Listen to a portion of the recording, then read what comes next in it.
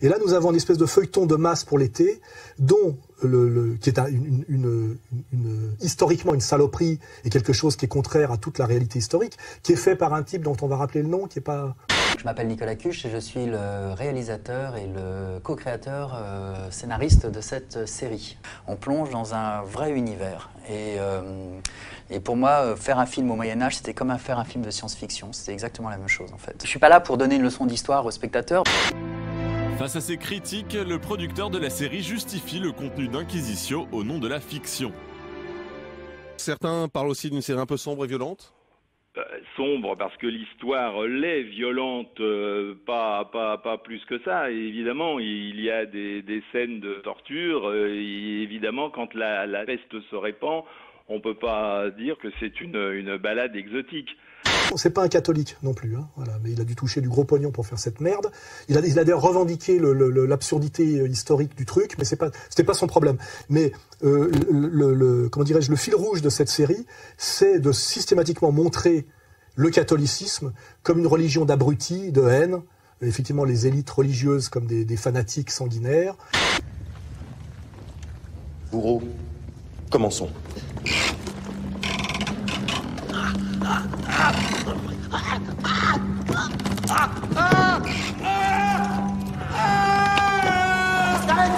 Et évidemment derrière, le progressiste, le mec bien, etc., c'est le juif. Je m'appelle Aurélien Vic. Dans Inquisitio, je joue le rôle de Samuel de Naples, qui est médecin juif et qui étudie avec son père la peste. Ne fais rien de grave. Arrête, Samuel. C'est très bien que l'Inquisition a déjà torturé des savants, des médecins pour moins que ça. Alors pourquoi risquer nos vies pour des rats? Autant étudier des vrais cadavres. Tu l'as fait, toi, autrefois? Oui, Samuel, mais j'ai découvert que les rats sont les premiers à être infectés par la peste. C'est sur eux que nous devons travailler. Ils sont la clé de cette maladie. C'est les premiers à se douter qu'il y a peut-être un lien entre les rats et la peste et que cette maladie n'est pas forcément une punition de Dieu, mais peut-être juste une maladie transmissible. Je vous en supplie, arrêtez, je vous dirai tout ce que je sais.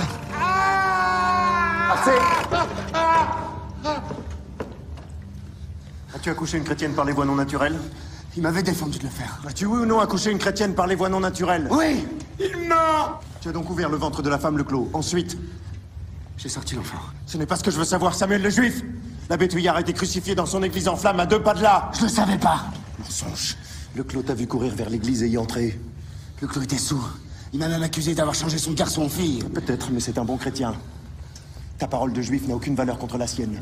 C'est systématiquement montré comme ça, alors qu'il était assez facile de démontrer que le catholicisme est une religion qui est là pour, comment dirais-je, adoucir la violence monarchique en termes de rapport de classe, qui de toute façon, en termes d'écriture, est quand même là pour porter la parole du Christ via les évangiles, c'est-à-dire universalisme de l'élection et charité.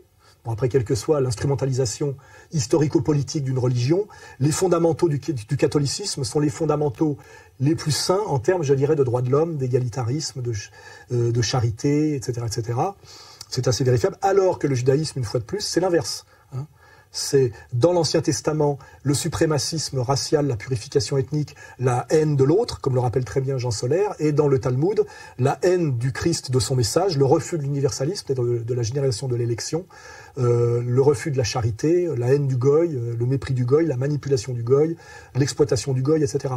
Donc nous faire croire dans un téléfilm de merde que le catholicisme est le vecteur du racisme, de la haine de l'autre, de la bêtise, de l'obscurantisme, etc., et que la voie du progressisme, c'est le judaïsme, c'est ce feuilleton qui le dit, est une escroquerie intellectuelle et historique de A à Z.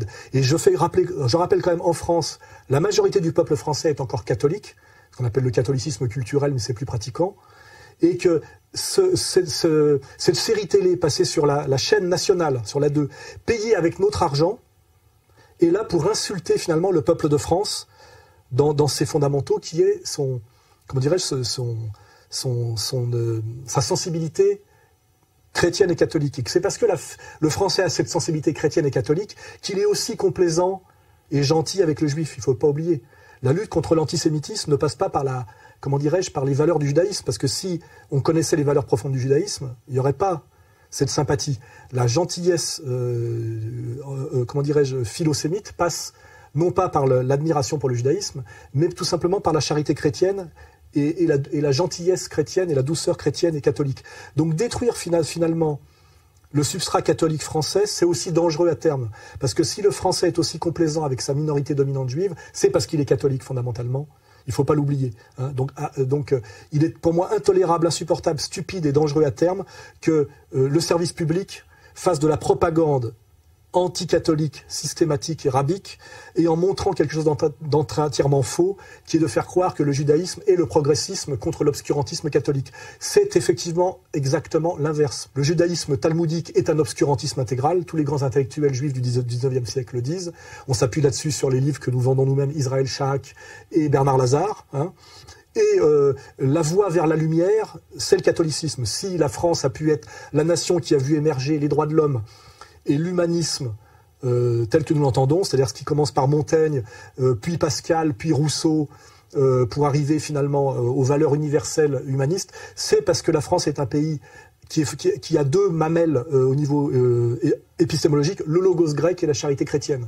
Et le logos grec et la charité chrétienne, c'est la France catholique. Voilà. Donc c'est dangereux et dégueulasse de cracher sur le catholicisme français et la France catholique. Hein, je vais le dire une fois de plus. Et c'est un mensonge total de dire que le judaïsme est la voie du progressisme, le catholicisme est la voie de la réaction et du racisme. C'est évidemment l'inverse.